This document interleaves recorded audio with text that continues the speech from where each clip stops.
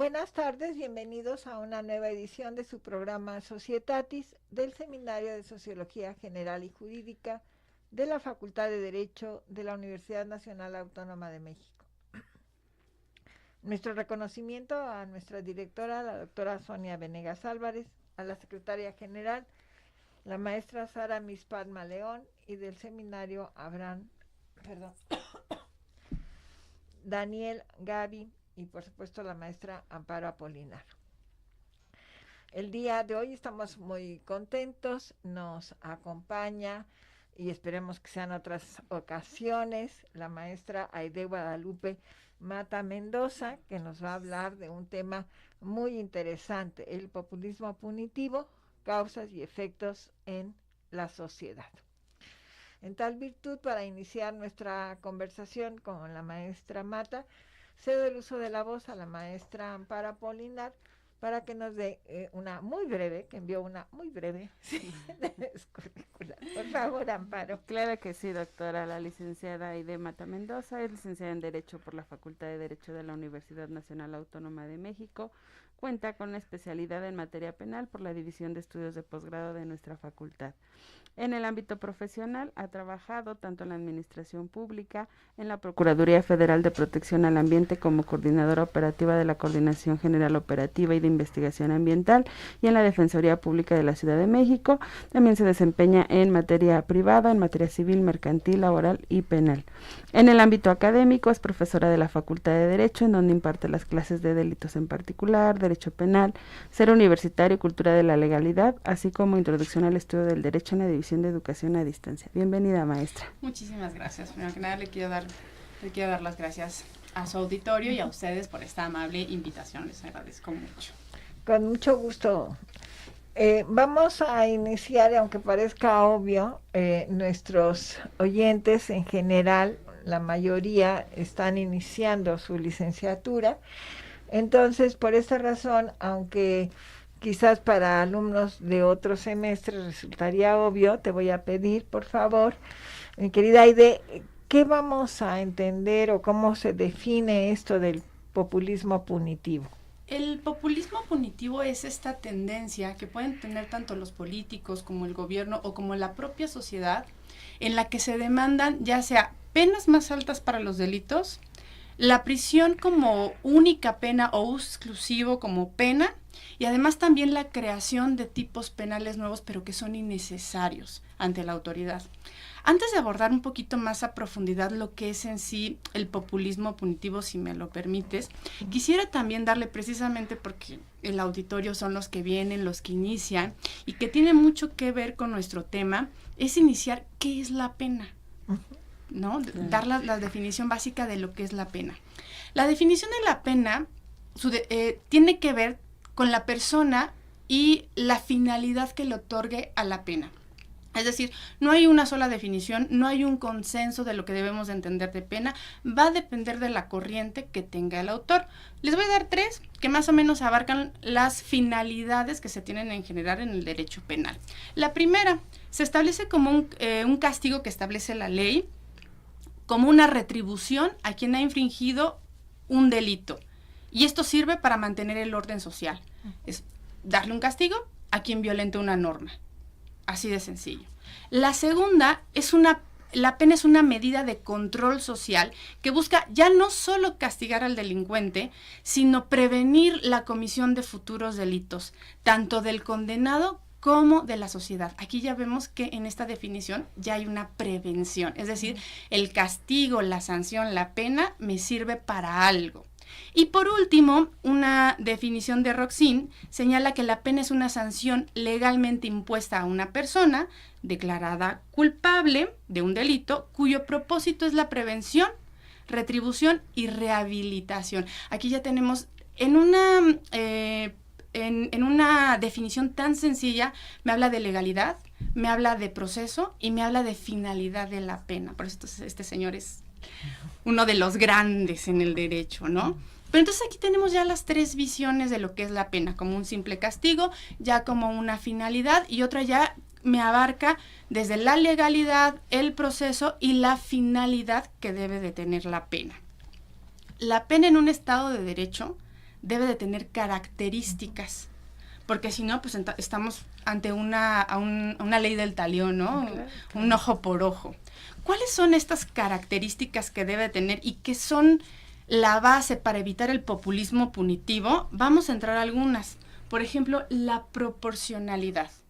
Es decir, que la pena debe ser proporcional al mal causado, pero no solamente proporcional al mal causado, sino que también debe ser necesaria o proporcional para alcanzar los fines establecidos en nuestra legislación. Este principio de proporcionalidad también se le conoce como prohibición de exceso o también como principio de racionalidad. ¿Por qué? Porque la pena debe ser racional, es decir, no por cometer un delito te voy a azotar, te voy a aplicar un tipo de castigo infamante o degradante. ¿Cuál es otro de los principios que establece la pena? El de última ratio. Es decir, en un Estado de Derecho tenemos un sinfín de bienes jurídicos, pero no todos ellos tienen que estar protegidos por el derecho penal. ¿Por qué? Porque tenemos las sanciones más graves, nuestra libertad. No vamos a entregar nuestra libertad por haber cometido cualquier falta. Entonces nos dice este principio que en un Estado de Derecho, el gobierno debe de tener mecanismos para proteger los bienes jurídicos por otras vías y dejar solo aquellos que son de suma importancia al derecho penal. Por ejemplo, que un patrón me exceda las horas laborales, no lo voy a convertir en un delito. Hay una vía, hay un derecho laboral que lo va a proteger. El hecho de que yo no quiera pagar una deuda no tiene por qué llegar al ámbito penal. Está el civil. Que yo, por ejemplo, expida, que no quiera pagar, que yo contraiga, que yo me meta a un terreno de forma pacífica, tampoco lo tiene que ver el derecho penal. Está la prescripción, que va en materia civil, ¿no? Y entonces hay que dejarle, dice este principio, solo aquello que realmente atente, que sea de tal gravedad, de tal magnitud, que entonces sí debamos de imponer una sanción. Cuestiones contra la vida, contra la integridad física, contra la libertad sexual, contra la libertad personal, pero solo aquellos. Y cuando vemos este principio de última ratio y revisamos realmente los códigos, podríamos encontrar delitos que a lo mejor no tendrían por qué estar ahí, que tendría el gobierno que tener otros mecanismos para poder salvaguardarlos. Pero ¿qué es lo más fácil? Pues decir, si cometes esta conducta, te voy a meter a prisión, como si eso evitara que se realizara la conducta de entrada, ¿no? Otro principio es la legalidad. ¿Y qué quiere decir la legalidad? Es que antes, si yo cometo una conducta, no me pueden crear un tipo penal después de haber cometido esa conducta. Es decir, debe existir con anterioridad a mi conducta una ley que me diga que esa conducta que estoy cometiendo es un delito y merece una determinada pena. No necesariamente una pena de prisión. Ya veremos más adelante que hay todo un catálogo de penas que se pueden implementar. Entonces, en materia penal hay esta frase que la decimos todos, nulla pena sine lege, es decir, que no habrá delito si no hay una ley que me señale. Ese debe ser otro de los principios muy importantes dentro de la pena. Por último, llegamos a la finalidad, que es aquí donde vamos a desprender el populismo punitivo. Existen dos teorías básicas, o que la mayoría se va por una o por otra, en cuanto a la finalidad de la pena. La primera es la teoría absolutista, es decir, o retributiva. En esta me dice que la pena no tiene otro fin más que el imponer un castigo a aquel que haya quebrantado el orden social. ¿Por qué? Porque hay algunos autores que me dicen, es que el hombre no debe ser un medio. La pena ya en sí es un fin. Tú quebrantas el orden jurídico, yo te tengo que sancionar por ese simple hecho. También en qué se basan quienes sostienen esta teoría absoluta o retributiva, es que ellos señalan que al imponerle un castigo a quien quebranta el orden social, con eso se equilibra y se le retribuye, ya sea dependiendo el autor, a la sociedad o a la víctima directamente. Y una vez que se le retribuye, se equilibra, entonces la víctima ya no va a buscar venganza. ¿Por qué? Porque el Estado ya de alguna manera ya tomó cartas en el asunto y ya lo sancionó y de alguna manera digamos que ya tomó esa venganza en manos del Estado. ¿Cuál es la otra? Son la teoría relativa o las teorías relativas de la pena. Y entonces aquí sí me da dos finalidades para la pena, una general y una especial. La general me dice, yo voy a evitar que la sociedad delinca diciéndole, aquí hay una ley que me dice que tal conducta es un delito y si tú lo haces te voy a sancionar con una pena la que establezca. Y eso, en la teoría, se cree que eso es suficiente para, o no suficiente, pero sí de cierta manera previene que los integrantes de la sociedad cometan delitos. Pero ojo, esto es teoría. Esto es simplemente a nivel de teoría. Es lo que aquellos que estudiaron derecho dijeron, bueno, la lógica es que si a mí me dicen que me van a, por ejemplo, por robar una cartera, me van a aplicar 6 meses de prisión, pues no me voy a arriesgar a que me apliquen 6 meses de prisión y entonces no voy a robar, ¿no? Esa es la lógica. Y está bien, digo, dentro de la lógica eso sería lo normal, pero ya veremos qué sucede realmente. La otra finalidad es la prevención especial. La prevención especial va dirigida ya a la persona que quebrantó el orden social. Es decir, quebrantaste el orden social, entonces te voy a imponer una sanción con una doble finalidad. Es decir, te voy a retener para que no puedas cometer otra vez delitos, en caso de prisión preventiva, y la otra, a través de la finalidad que el Estado establece, te voy a reinsertar, reeducar o resocializar, dependiendo de la finalidad que tengan los estados, otra vez dentro de la sociedad. Entonces, por eso es una prevención general y una prevención especial. Una que va directamente a la sociedad, decirle, a ver, aquí hay una norma que me establece una conducta y que si tú la cometes, te lo voy a sancionar. Y entonces se espera que los integrantes de la sociedad no cometan delitos. Y la otra es, a ti que ya lo quebrantaste, te voy a contener o con un castigo, te voy a contener con un castigo, y la otra, a través de los mecanismos que establece la legislación, te voy a reeducar, resocializar, reintegrar a la sociedad para que no lo vuelvas a hacer. En México, ¿cuál es la finalidad? La finalidad es la reinserción basada en el respeto a los derechos humanos por medio del trabajo, la capacitación al empleo, la educación, la salud y el deporte. Es decir, todo esto se supone que es lo que se tiene que dar a quienes se encuentran privados de la libertad para que cuando salgan no vuelvan a delinquir, ¿no? Eso sería. Una vez que tenemos este panorama general de lo que es la pena, cuáles son sus características, y hablo de un Estado de Derecho, porque en un Estado de Derecho la pena sí tiene que tener un fin. Es decir, yo no puedo castigar por castigar. ¿Por qué? Porque entonces estoy marginando a una parte de la sociedad, porque la delincuencia tiene raíces más profundas que simplemente decir que algo es bueno o algo es malo, o que una persona es buena o es algo malo. Ya veremos que hay muchas causas de la delincuencia, como sí, la pobreza, la desigualdad, enfermedades, y enfermedades, por ejemplo, me refiero a que seas codependiente de de algún psicotrópico, ¿no? Entonces hay causas más profundas que simplemente poner esto en blanco y negro, decir quienes cometen delitos son malos y quienes no, somos todos buenos, ¿no? Entonces es por esto que debemos tener en cuenta estas características de la pena. Y entonces sí, vamos a entrar al punitismo populista, ¿no? Populismo punitivo. ¿A qué se refiere esto?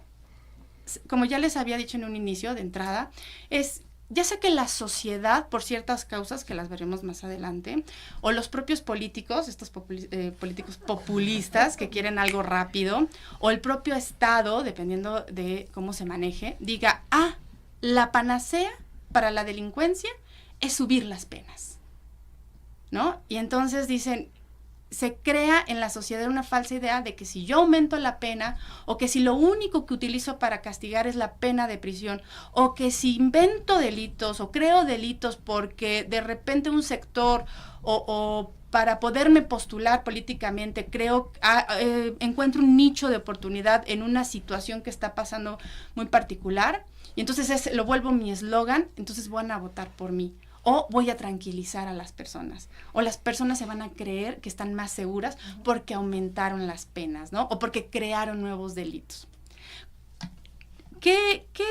¿Desde cuándo se conoce este término? Por ejemplo, desde los años 50, Bottoms ya señalaba que el populismo punitivo es la creencia de que los índices de la delincuencia se van a ver disminuidos como consecuencia de una sanción más dura. Entonces, ya desde los años 50 ya hablábamos de estos términos de populismo punitivo, de que la gente ya tenía en ese imaginario de que si se aumentaba, de que si había una sanción más dura, de esa mano dura como se conoce, entonces iban a bajar en automático la criminalidad. ¿Cuáles son las causas o por qué surge el populismo? ¿En qué momento surge el populismo punitivo? Bueno, el primero de ellos es cuando hay un aumento en la inseguridad o en la percepción de la inseguridad, que no es lo mismo, porque una cosa es que efectivamente con estadísticas aumenten y la otra es que yo me sienta insegura aunque no exista realmente un aumento en la criminalidad. Entonces lo vamos a ver en tres vertientes. La primera es que las tasas de criminalidad no hayan aumentado, pero sí la percepción del público. ¿Qué pasa? ¿Por qué puede aumentar la percepción del público? Esto se puede dar consecuencia de que en los medios de comunicación, en las redes sociales, lo único que yo estoy viendo o lo único que están pasando son crímenes violentos, pero estos no responden realmente a la realidad o al incremento en la criminalidad. ¿Qué vende? Lo amarillista. ¿Qué vende? La nota roja. Y entonces lo que me van a estar proyectando para que haya más views, para que la gente esté ahí enganchada, son estas notas rojas, y eso en una población puede crear este sentimiento de el aumento en la inseguridad. Por ejemplo, en Perú en 2016 se le preguntó a la población urbana de más de 15 años que cómo se sentía al respecto. Y más del 90% dijo que ellos se sentían inseguros, que tenían una percepción alta de inseguridad. ¿Qué sucedió? Con ese solo hecho, en ese año se incrementaron las penas, sin tener una base para señalar si efectivamente había un incremento.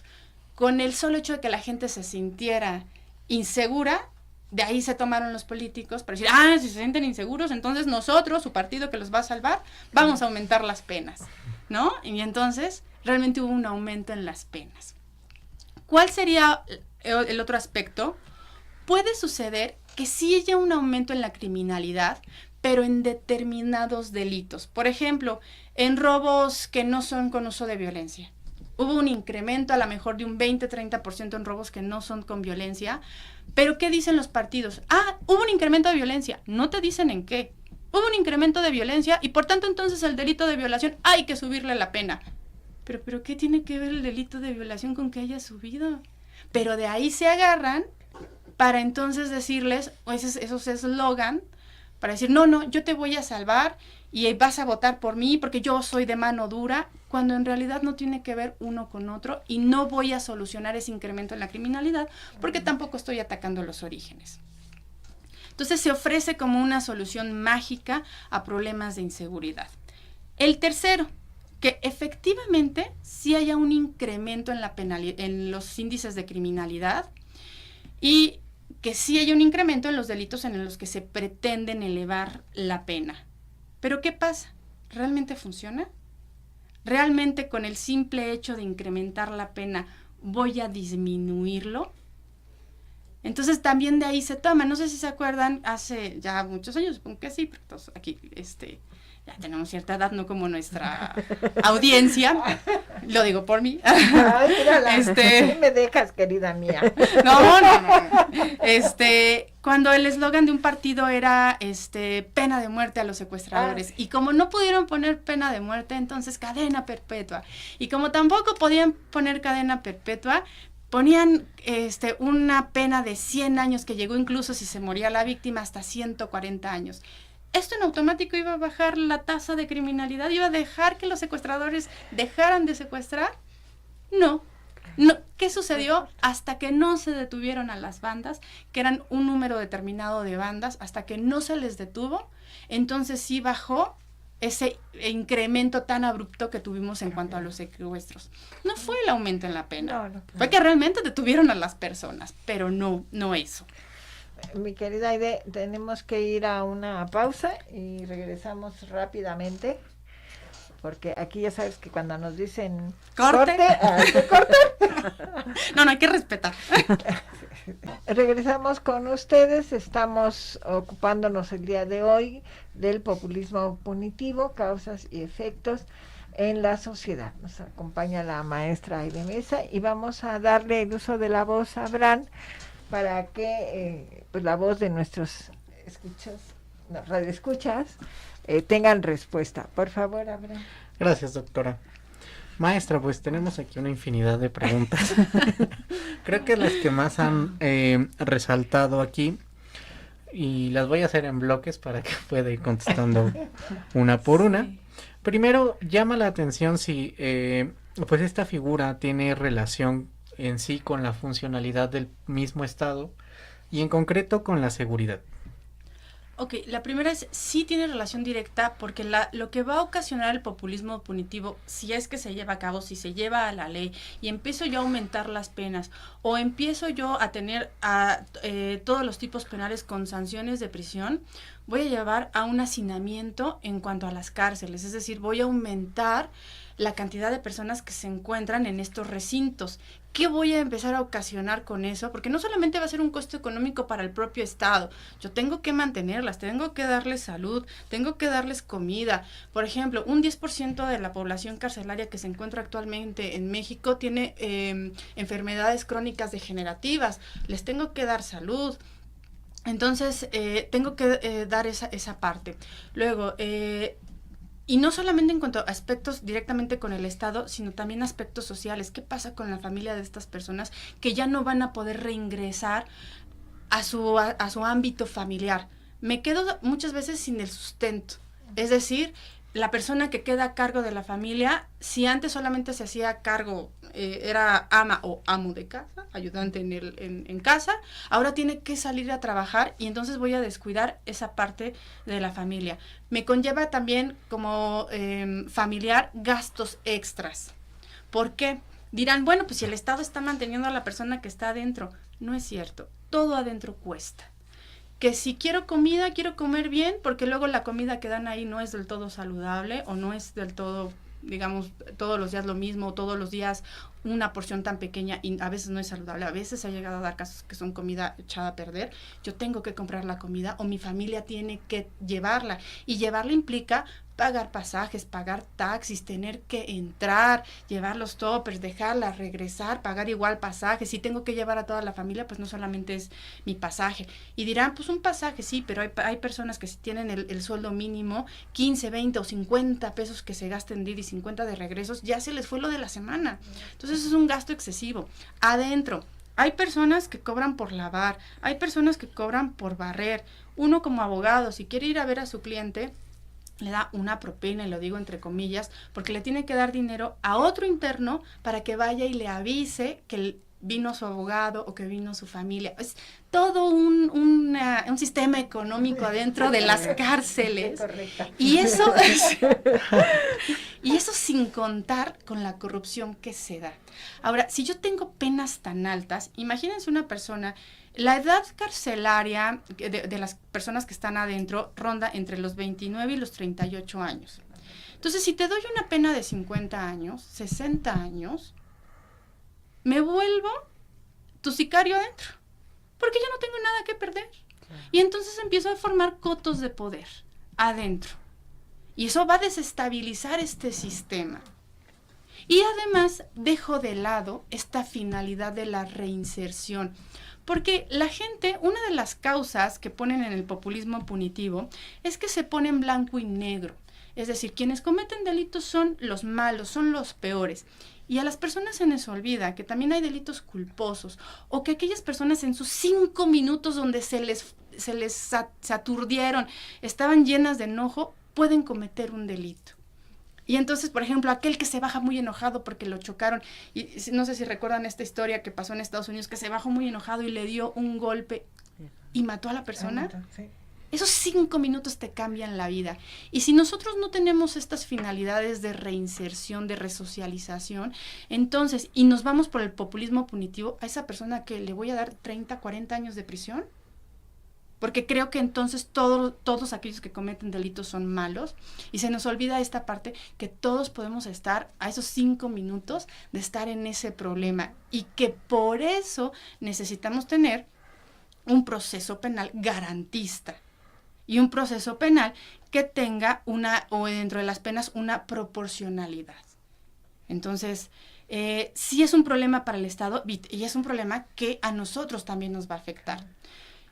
Otra de las causas que también quería señalar, y que ahorita también está muy en boga, es la desconfianza en el sistema judicial.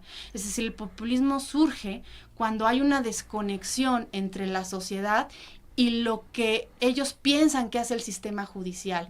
Entonces la gente, cuando cree que son corruptos, que no hacen su trabajo, que se tardan mucho los juicios, creen que la solución a eso es el aumento de las penas, y no tiene que ver una cosa con otra. ¿Por qué? Porque no entendemos muchas veces que a esa parte, a ese sector, al ámbito penal, sí es muy glamuroso, pero el Estado le da poco dinero, porque no se ve. La gente cuando llega ahí, normalmente se estigmatiza. Cuando alguien dice, es que estoy en un proceso penal, pues ¿qué hiciste? No, o sea, como que hasta lo ve y lo voltea a ver así de, no te me vayas a acercar porque, ¿qué hiciste? Eres un delincuente. Ya con decir que está en un proceso penal, y se supone que hay un principio de inocencia. Entonces aquí ya surge un estigma. Entonces si hay una desconfianza en los jueces, también se incrementa este populismo punitivo. Cambios sociales, crisis económicas o desigualdad. Cuando hay una crisis política, una crisis económica, o cuando hay movimientos de migrantes, la gente también tiene la percepción de que se incrementa la criminalidad, y entonces empieza a solicitar este tipo de medidas más duras. Y desgraciadamente nosotros lo hemos visto porque tenemos problemas de migración. Cuando hay lugares donde se encuentran muchos migrantes juntos, los que viven ahí cuando les preguntan en la televisión, dicen, es que me siento más inseguro, es que esto, y entonces eso puede ocasionar que digan, es que a los robos ya no hay que darles como mínima 6 meses o 10 meses, hay que darles por lo menos 1 año y medio, porque la otra es, nosotros sabemos que nuestro proceso penal, una vez que se inicia el proceso, por ciertos delitos, por ejemplo, un robo sin violencia, se tiene que justificar la necesidad de la prisión preventiva. Y entonces, si no se justifica, la persona, por un robo que no fue con violencia, tiene la posibilidad de salir. ¿Y qué se queda en el imaginario colectivo? No se hizo justicia. Pero apenas vamos en el proceso. Claro. Y entonces empiezan a pedir ese aumento, ¿no? Esas sanciones más grandes. La última, y que a lo mejor aquí me voy a, eso también un poquito más, con ciertas aristas, sentimientos de venganza y retribución. Cuando se le comete a alguien un delito, muchas veces lo que busca es venganza. Lo último que quiere es que le digan que voy a reintegrar a la sociedad al que te cometió un delito. Claro. Y entonces de ahí también se agarran los políticos o el Estado para decir, ya ven, hay que meterlos de por vida a la cárcel, que nunca salgan. No, a ver, espérame, es que esa no es tu función, no hay una venganza, no podemos tomar eso como una forma de retribución a la víctima. Yo entiendo perfectamente que las víctimas tengan ese sentimiento, es natural, que tengan un sentimiento de venganza, pero el Estado no tiene por qué tener eso. Debe de ver el panorama mucho más amplio y debemos entender, escuchaba yo, por ejemplo, una persona que se dedica a trabajar con personas que se encuentran privadas de su libertad, que cometieron delitos, les preguntó a todos ellos que cuándo habían tenido contacto por primera vez con algún delito, ya sea que se lo hubieran cometido a ellos o que fuera algo normal para ellos verlos. El 90% dijo que en su infancia. Y entonces podemos empezar a ver las causas que una persona, si desde niño normaliza la violencia, normaliza los actos delictivos, pues es muy probable que de grande cometa eso. ¿Y quién le falla ahí? El Estado. Y entonces el Estado tiene la obligación de subsanar ese error con esa persona que sí cometió un delito y sí se le tiene que sancionar, pero también se le tiene que, por medio de la educación, el deporte y la capacitación, se le tiene que dar otra oportunidad para reintegrarse a la sociedad. No sé si quieras. Sí, podríamos decir que la forma más exagerada y reciente que tendríamos como ejemplo sería el caso de Nicaragua con Bukele. Hay que tener aspectos también a tomar en cuenta. Ahí me voy a dividir en dos. Es cierto que a veces hay estados que requieren medidas excesivas a problemas excesivos, sí, pero siempre y cuando tenga una temporalidad que diga, a ver, de aquí a aquí voy a aplicar esto y después voy a entrar otra vez a este sistema garantista. Pero ¿qué pasa normalmente cuando llegan al poder? Dicen, no, pues me la sigo indefinidamente, ¿no? Claro. Yo entiendo que hay momentos exagerados, hay crisis, hay situaciones, pero son excepciones y no siempre las vamos a ver. Y es cuando el Estado de verdad ha tenido años y años que ha dejado que la delincuencia suba, pero además no solamente aparejada a la delincuencia, la impunidad. ¿Qué resuelve? No el incremento de una pena, sino que tú realmente contengas a las personas que están cometiendo el delito, que las agarres. ¿Cuáles son los aspectos que los que señalan como, o los que están del lado del populismo punitivo, que dicen que hay estos beneficios de incrementar las penas? Uno, hablan de un efecto disuasorio, ¿no? Dice, si te voy a poner 100 años de prisión, nadie va a querer cometer delitos, ¿no? Y la pregunta es, quien comete delitos realmente está pensando en, conoce las leyes penales, conoce el tipo penal, saben que secuestrar, pero conoce la descripción, conoce que hay una pena específica y conoce de cuánto es la pena. ¿Qué es lo que se pregunta un delincuente cuando quiere cometerlo? ¿Qué tan fácil es? Si es que se lo pregunta, porque si no lo hace, como bien lo señalas, si no lo hace, pero si se lo llega a preguntar, ¿qué tan fácil es cometer el delito? Y si me van a agarrar. Y eso es lo que tenemos que atacar, la impunidad. Aquellos que ofrecen el populismo punitivo, lo ofrecen, sobre todo los políticos, porque no cuesta. Cambiar una ley no le cuesta, al principio al Estado. Por lo menos al político no le va a costar nada. Ya dirá, pues bueno, de los impuestos saldrá para pagar las cárceles, tener que construir también más cárceles, porque es otra. Como voy a empezar a meter más personas y estas no van a salir, porque les estoy poniendo penas más altas o estoy creando más delitos que a lo mejor son innecesarios porque puedo protegerlos con los ya existentes, o son bienes jurídicos tutelados que debo de proteger por otra vía que no es el derecho penal. Entonces tengo que construir más cárceles, pero si no construyo cárceles, entonces estoy creando un problema de hacinamiento. Y además, dicen el efecto disuasorio que tampoco se basan en ningún dato estadístico. Al contrario, todos los estudios que hay, se dice que o no baja la tasa de criminalidad, o si la baja es de forma insignificante, entre un 2 y un 4%. Realmente nada que pueda realmente impactar o que pueda justificar ese incremento en la pena.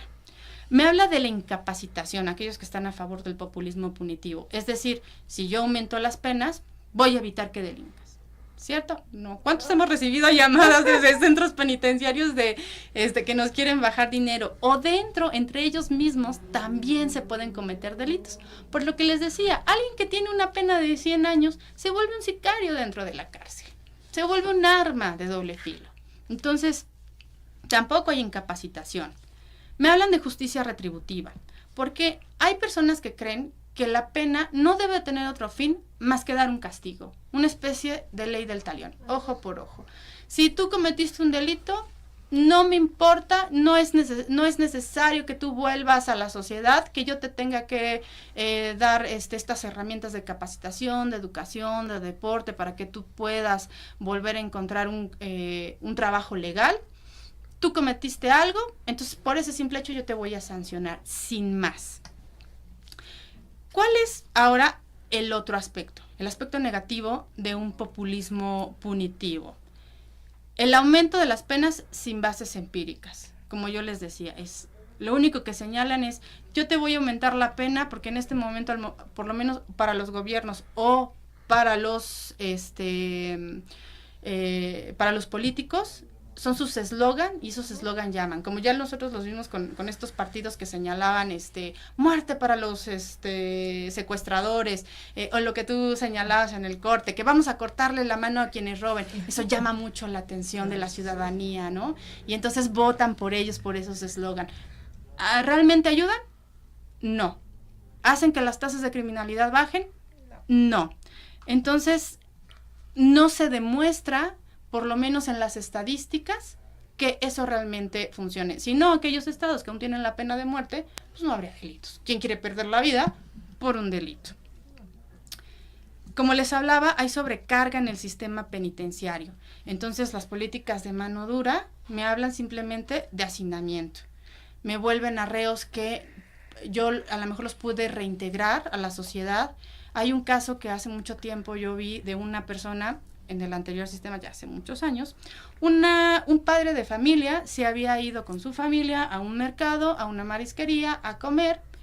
Estaban sentados, tuvo un altercado con uno de los meseros, se armó una batalla campal, a alguien le cayó una botella de vidrio, le cortó la ceja, y como sabemos, ese tipo de lesiones pues tienen una mayor penalidad porque dejan una marca visible en la cara y entonces tienen una mayor penalidad.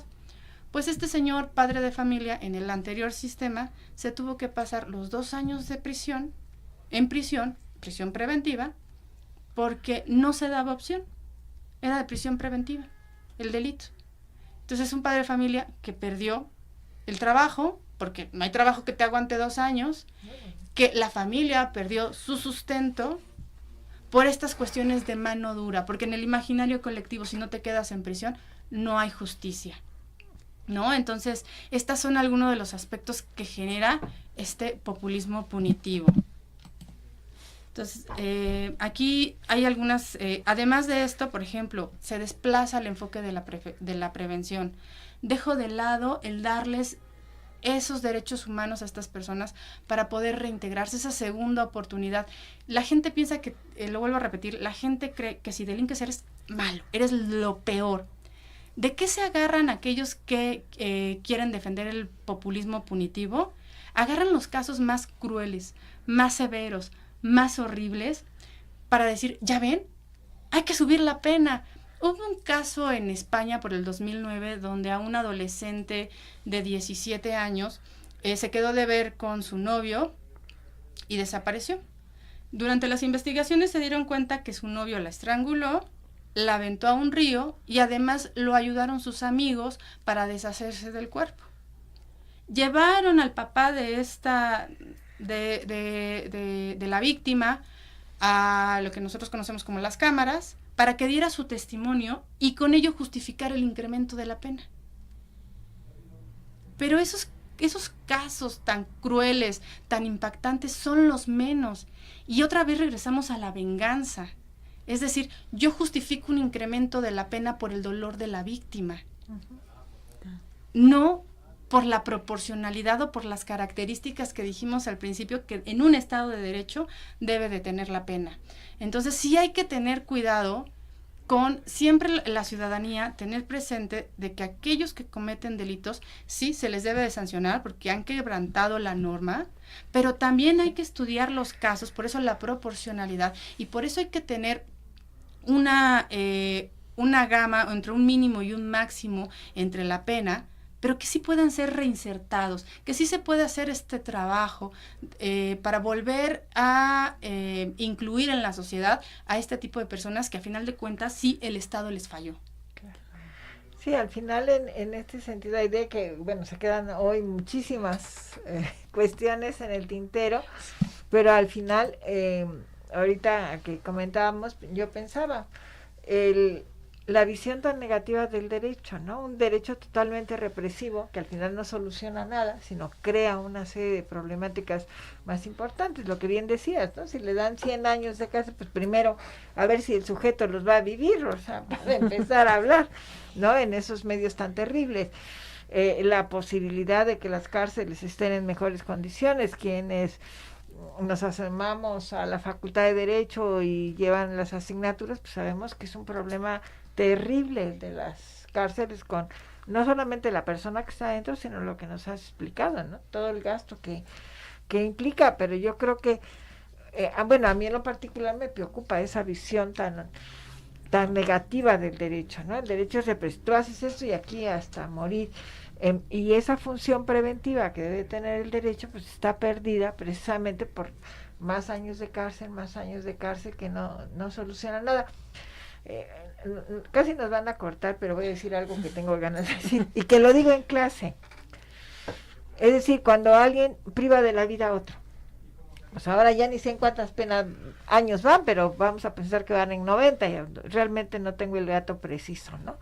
Yo siempre les digo a mis alumnos, más de esos 100 años que no sabemos si el Señor los va a vivir o no, hubiera valido más que respetar a la vida de esa persona, ¿no? Y el derecho en este sentido no creo que esté haciendo nada, ¿no? Y nada nos incluye a todos, ¿no? Los políticos, la población civil, todos. Y pretendemos, como bien nos has dicho, en que los años de cárcel van a cambiar esto. Pues no, el delincuente no va a pensar voy a ir a la cárcel, o sea, está muy salado. Entonces digo, bueno, pues a lo mejor me van a detener. Yo creo que lo que menos piensa el delincuente es me van a detener, al contrario. Como bien nos decías, va a ver cómo va a escabullirse y que no lo detengan. Pero sí, o sea, pensar que el delincuente, pues me cuesta mucho trabajo, ¿no? Considerar que el delincuente piensa me van a detener. Y luego si vemos las estadísticas de la de la Fiscalía ahora, que de cada 100 delitos uno se consigna, pues ya se nos va el entusiasmo, ¿no? Mi querida idea, tengo muchas cosas, he pensado muchas cosas, igual que todos los que nos han hecho, pero casi te quiero convocar para nuestra próxima temporada. Ay, muchas gracias. Y en particular un tema que también flota mucho en el aire, los juicios paralelos. Okay. Que también eso da una visión muy triste del derecho. No vamos a decir más de esto para que nuestros seguidores digan la próxima temporada ahí vamos a ver los juicios paralelos.